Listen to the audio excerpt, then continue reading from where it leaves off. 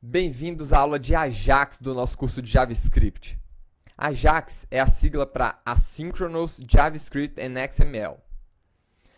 E é uma técnica de programação utilizada para carregar conteúdos via XML, arquivo texto, páginas dinâmicas como ASP, um JSP, um PHP, utilizando o JavaScript. Então, através do JavaScript, você faz acesso a um conteúdo dinâmico, recupera esse conteúdo dinâmico e coloca dentro da sua página HTML utilizando o JavaScript. Para essa técnica de carregamento de conteúdo, nós damos o nome de Ajax. E nós temos Ajax em vários lugares, em várias páginas web. Quando você está acessando o seu e-mail e na sua caixa de e-mail web aparece uma nova mensagem para você sem a necessidade de recarregar a página, ali nós estamos vendo o uso de Ajax. No Google, quando você faz uma pesquisa por uma palavra-chave e ele automaticamente traz uma lista de pesquisas prováveis que você queira fazer, ali estamos vendo o uso de Ajax. Nos mapas do Google Maps, quando você arrasta os mapas de um lado para o outro e automaticamente esses mapas estão sendo carregados sem a necessidade de atualizar a página inteira, ali estamos vendo o uso de Ajax. E Ajax, pessoal, foi criado pela Microsoft. Foi criada pelos desenvolvedores do Web Access 2000, tá? Com a finalidade de permitir a troca de informações entre o cliente de e-mail ali, o web, e o servidor. Exatamente como nós temos hoje na maioria dos e-mails web, eles utilizam essa mesma funcionalidade de Ajax. E tudo isso acontece através do objeto XML HTTP Request. Esse objeto ele não faz parte do DOM. Tá? Ele foi criado pela Microsoft, posteriormente ele foi implementado por outros navegadores ali. E em 2006, a W3C publicou o primeiro rascunho de uma proposta de especificação para o objeto HTTP Request. E aí ele passou a virar uma recomendação oficial. Então, aqui na W3 Schools, vocês vão encontrar algumas referências, né? Como vocês já viram, HTML, né? CSS, XHTML, JavaScript. Nós temos referências ao DOM, a nossa DOM Core API, DOM HTML API. E vocês vão encontrar aqui também referências ao Ajax.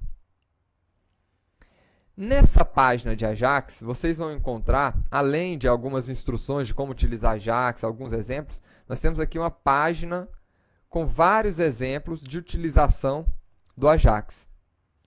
E um dos exemplos, vamos mostrar aqui, é exatamente esse aqui, um exemplo básico, onde você seleciona uma determinada informação e essa informação é requisitada a um servidor, o servidor retorna essa informação e o JavaScript apresenta os dados aqui na página sem a necessidade de atualizar a página inteira.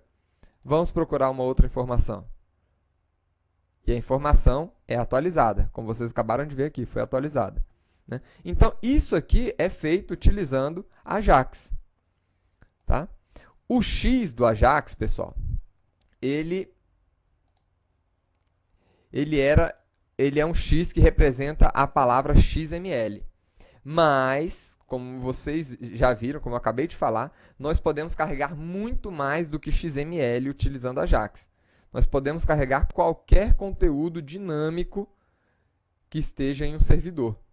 Então, nós podemos carregar um arquivo texto, um arquivo XML, um arquivo JSON, que é um formato conhecido aí na linguagem JavaScript. Nós temos, podemos acessar páginas PHP, JSP, ASP, ASPX, enfim, você pode acessar qualquer conteúdo dinâmico, não somente XML, tá bom? E vamos começar aqui a nossa aula já criando o nosso primeiro exemplo Ajax. Então, eu vou fechar esta aba aqui. E vamos aqui no nosso exemplo Ajax. Né? Nós temos aqui um código, né, JavaScript, que a única coisa que ele está fazendo aqui é atrelar aquele botão, esse manipulador de evento. Então tá aí. E vamos começar aqui a fazer a nossa implementação de Ajax. Então, como eu disse, pessoal, tudo começa pelo objeto XML HTTP Request. Eu vou chamar esse objeto aqui de Ajax, new XML HTTP Request. E é através desse objeto que nós fazemos todas as nossas requisições. E o próximo passo aqui é a gente ser acionado quando uma requisição ao servidor tiver chegado. Lembrem-se que Ajax vem de asynchronous. O que significa essa palavra assíncrona? Significa que alguma operação vai acontecer por debaixo dos panos. O que é isso? O que é uma ação síncrona? É uma ação que eu disparo e espero o retorno dela para fazer uma outra ação. Essa é uma ação síncrona. Um exemplo de ação síncrona. Eu clico em um link e eu tenho que esperar o processo de submissão dessa requisição para o servidor e esperar a página ser retornada para mim do servidor. Esse é um processo síncrono. E o que é um processo assíncrono? Eu posso simplesmente disparar um link, né, e esse link, a partir do momento que eu disparei esse link, eu poderia continuar navegando na página e fazendo outras ações, e assim que o servidor tivesse retornado uma ação para mim, aí ele vai trazer essa informação de volta, né, sem eu ter que parar o que eu estou fazendo. Isso que é um processo assíncrono. Essa que é a grande vantagem do Ajax, né?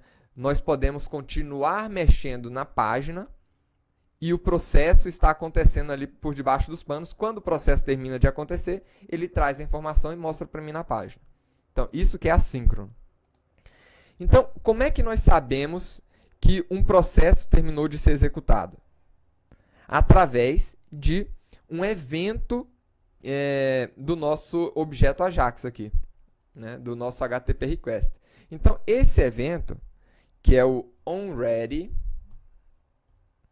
state change, ele informa para a gente, né, que houve alguma alteração, houve alguma resposta do servidor a uma requisição nossa. Ou seja, sempre que o cliente ele faz uma requisição para o servidor e o servidor dá algum tipo de resposta, ou seja, acontece algum tipo de atualização no status da comunicação entre ele e o servidor, então essa alteração no status vai ser informada aqui nesse evento.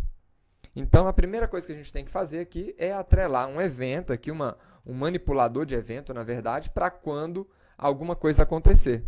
Então, aqui a gente poderia fazer o tratamento da informação que a gente está fazendo, que a gente está requisitando para o servidor, tá? Agora, como é que nós sabemos o status da nossa comunicação? Através da propriedade readState. Então, eu posso pegar aqui a propriedade readState. Essa propriedade ela vai informar o estado, né, o status da nossa comunicação com o servidor. Então, o nosso status de comunicação com o servidor ele pode ter aqui 5 valores, né? E todos esses valores em número. Então, o valor 0 ele indica uma comunicação não iniciada ainda com o servidor. O status 1 vai indicar que houve um início de comunicação. O status 2 ele vai indicar aqui que houve um início de requisição ao servidor, que a gente encaminhou alguma coisa para o servidor. O status 3 vai informar para a gente que o servidor está em processo de envio de resposta, que o servidor já recebeu a nossa requisição e está processando essa requisição. E o status 4 vai indicar para a gente que o servidor acabou de enviar a resposta da requisição. Então, eu vou querer ver sempre aqui, um exemplo. Eu quero ver se a nossa requisição já chegou. Então, eu vou sempre comparar essa requisição aqui com o status 4, né, que indica que a nossa requisição acabou de chegar. Então, requisição chegou. Tudo bem. Agora, só isso aqui ainda não é o suficiente. Está faltando a gente informar qual é o servidor, qual é o endereço que a gente quer acessar. Então, para isso, nós vamos utilizar aqui outra função, né, que é a função open. Então, ajax.open é a função que nós vamos utilizar para indicar para o Ajax aonde é que ele vai ter que acessar. Essa função ela requer dois parâmetros obrigatórios, né? O primeiro parâmetro aqui é o método que nós vamos utilizar para realizar a requisição. Existem dois métodos principais. Existe o método get, né? E existe o método post. Temos vários outros métodos como connect, delete, head, options post, put, trace, track, mas os que a gente vai utilizar são os métodos get ou post. Post para quando a gente estiver manipulando uma grande quantidade de informação, né, tanto submetendo como requisitando uma grande quantidade de informação, e get quando for pequenas quantidades de informação. O segundo parâmetro é a URL. Então, qual é o arquivo que você quer acessar? Qual é o servidor que você quer acessar? E aí, aqui na URL, a gente pode utilizar um valor relativo, um valor absoluto para o endereço, ou o caminho completo do endereço. Então, eu poderia utilizar aqui http://www.xti.com.br e colocar o caminho da página que eu quero requisitar. Ou a gente poderia colocar uma informação, um endereço relativo a essa página que nós estamos utilizando. E aí, para isso, pessoal, nós temos aqui, eu criei aqui alguns arquivos para a gente poder estar trabalhando nesse curso, né? Nessa aula de Ajax. Então, eu criei um arquivo, arquivo.txt, que está dentro do diretório Ajax aqui, né? Que é exatamente este arquivo aqui. Então, eu vou acessar esse arquivo, que está dentro do diretório Ajax. Vou procurar aqui o arquivo.txt. É esse o arquivo, né, a página que eu quero acessar. E existem outros 3 parâmetros dessa função que não são obrigatórios, né, mas é importante a gente pelo menos saber aqui no curso. O terceiro parâmetro aqui é o parâmetro que informa se essa função vai ser assíncrona ou síncrona. Se nós não informarmos, ele vai reconhecer esse parâmetro como assíncrono, né? Que é o valor true. Mas se vocês quiserem, por algum motivo, utilizar uma requisição síncrona, aí vocês vão utilizar o parâmetro false. Mas aí vocês perdem todo o poder, né, do Ajax, que é exatamente trabalhar de forma assíncrona. E temos ainda outros 2 parâmetros que dificilmente vocês vão utilizar, que é usuário e senha, né? Por que eu falo que dificilmente vocês vão utilizar? Porque esses parâmetros, eles servem para você fazer uma conexão segura e autenticada em uma determinada página. E se você coloca o seu usuário e senha aqui direto no JavaScript, isso aqui fica muito vulnerável, porque qualquer pessoa que entrar no seu JavaScript e ler, né, esses parâmetros, vão saber quais são essas credenciais, e aí você perde a segurança.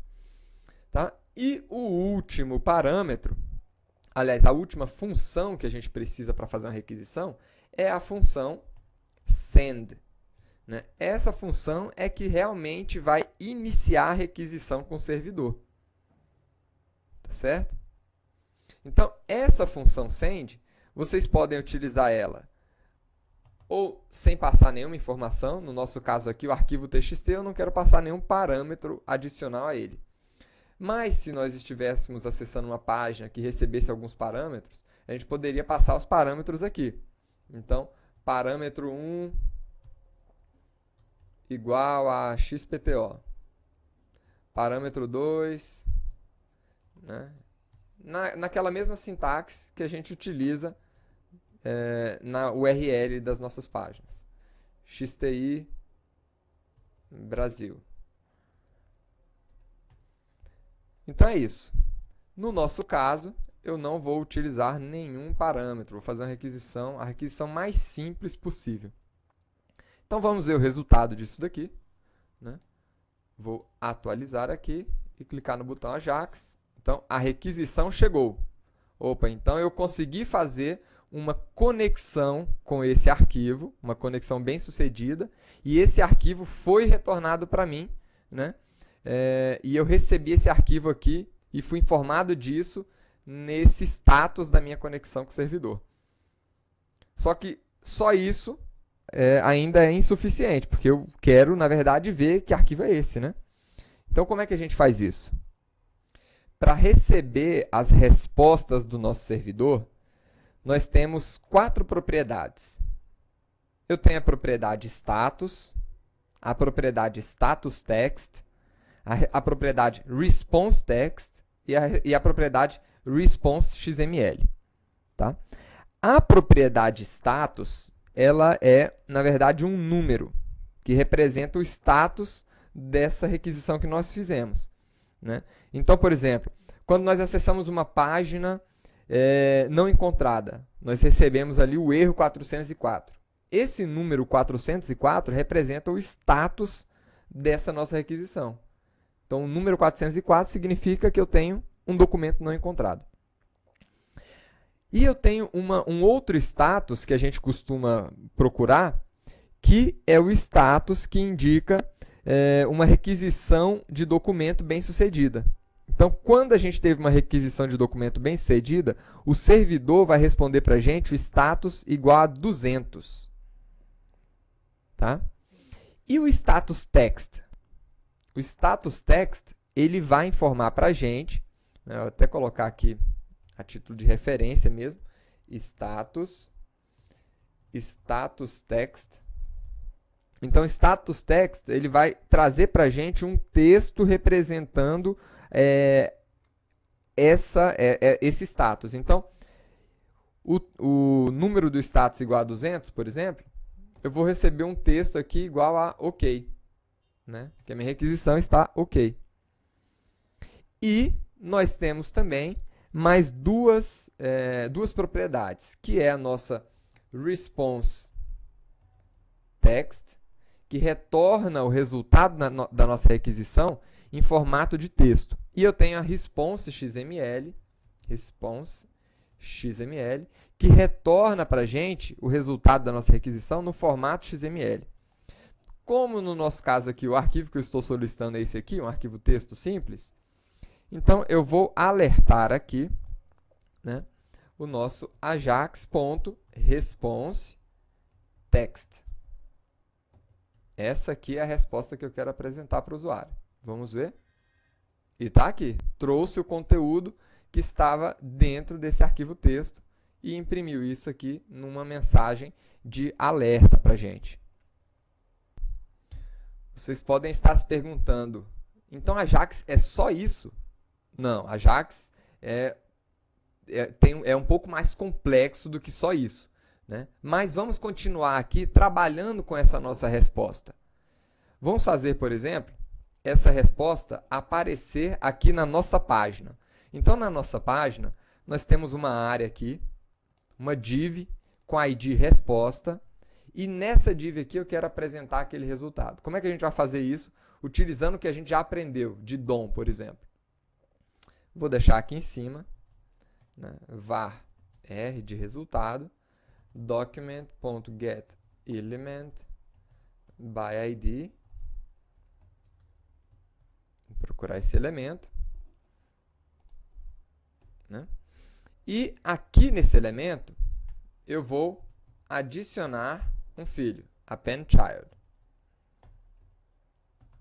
E vou utilizar aquele método de fábrica para criar um nó do tipo texto, document.createTextNode, passando aqui, né, a resposta que nós recebemos.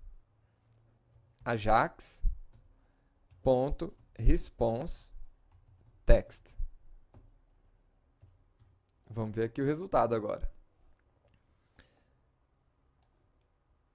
para vocês aproveitarem bem cada aula do curso, é importante que vocês tenham feito as aulas anteriores, viu, pessoal? Para quem não fez aí, tá em tempo. Então, olha aí. Nós fizemos uma requisição ao servidor e adicionamos aquela área, aquela div, mais um filho, que é um nó de texto, né, com o texto que nós recebemos daquele arquivo. Então tá aí. Cada vez que eu clicar aqui, ele vai adicionar mais um nó de texto. Então, isso aqui é uma coisa que acontece na nossa caixa de e-mail ali do Gmail, por exemplo. Né? Os e-mails vão chegando e eles vão sendo anexados ali à nossa página, sem a necessidade de recarregar a página inteira novamente. Claro, nós temos aqui uma outra forma um pouco mais fácil de fazer isso aqui também. Poderia ser utilizando aquela propriedade inner HTML e colocando simplesmente aqui aquele texto aqui pra gente, né? Mas a forma correta de se fazer isso aqui é utilizando a nossa DOM Core API. Então vamos ver o resultado aqui. Então tá aí. Todas as vezes que eu clicar, ele vai substituir o inner HTML, né, com o texto que ele conseguiu encontrar ali daquele arquivo. Vamos aumentar um pouquinho mais a complexidade do nosso arquivo, né? Agora, vamos fazer uma requisição ao nosso arquivo HTML. Então, eu construí aqui um arquivo muito simples, HTML também, que é uma lista com um item só, contendo ali conteúdo do arquivo HTML. Vamos colocar aqui. Vamos voltar aqui, né? Arquivo HTML, e vamos agora fazer o mesmo teste.